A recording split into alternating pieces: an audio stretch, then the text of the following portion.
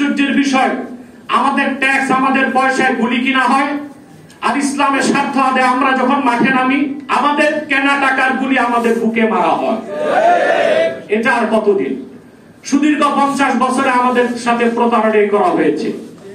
ছাত্র আন্দোলন সফল হয়েছে একদিনে নয়, ওলামায়ে কেরাম রক্ত দিয়ে এসেছে বহু আগ থেকে। 13 সালের 5ই মে কত হাজার মানুষকে শহীদ করা হয়েছে, তদন্তে বের করে আনা উচিত। পরবর্তীতে ভাস্কর্য বিরোধী আন্দোলনে আলেম ওলামা রক্ত দিয়েছে, এদেশের মুসলমানরা জীবন দিয়েছে। আলেম ওলামা পীর মাশায়েখগণ আন্দোলনের যে অগ্নিয়গিরি সৃষ্টি করে দিয়েছিল, ছাত্ররা সেই আগ্নেয়গিরিতে আগুন লাগিয়ে শুধু অগ্নুৎপাত ঘটিয়েছে। অতএব দেশের সকল নীতি নির্ধারণী কাজে যদি বৈষম্য বিরোধী আন্দোলন সফল করে একটি এমন বাংলাদেশ আমরা গঠন করতে চাই, যেখানে থাকবে জাস্টিস, ন্যায় বিচার, যেখানে প্রতিটি কাজে থাকবে ট্রান্সপারেন্সি, স্বচ্ছতা, আলেম ওলামা পীর মাশায়েখদেরকে বাদ দিয়ে এটা কিয়ামত পর্যন্ত সম্ভব হবে না। সেই প্রয়োজনের দিক লক্ষ্য করে আলেম ওলামা পীর মাশায়েখদেরকে আমি খোলামেলাই বললাম, আগে কথাগুলো বলেছি কিনা আমি জানি না, আমি দুঃখিত, আমি দেরিতে এসেছি। আলেম ওলামা পীর মাশায়েখদেরকে রাজনৈতিক একটি প্ল্যাটফর্ম গঠন করতেই হবে। ব্যক্তিগতভাবে আমি কোনোদিন নির্বাচনে যাব না, এটা আমার নিজস্ব বিষয়, কিন্তু আমি চাই একটি দল সংসদে যেতে হবে।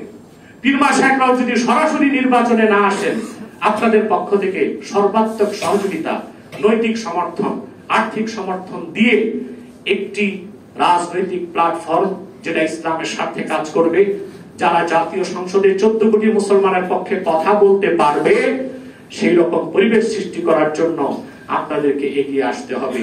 এটা আপনাদের কাছে আমার বিনীত আবেদন। যেহেতু আসর নামাজের আমাদের বাকি, আমি আর বেশি কথা বলছি না। পাশাপাশি এখানে সম্মানিত কিছু আমার স্নেহধন্য ছোট ভাই সমন্বয়করা এসেছেন, কথাও বলেছেন তারা। এটা আমারই ডক্টর ইমরানকে আমার নির্দেশ ছিল তাদেরকে রাখতে হবে, আছে তারা আলহামদুলিল্লাহ।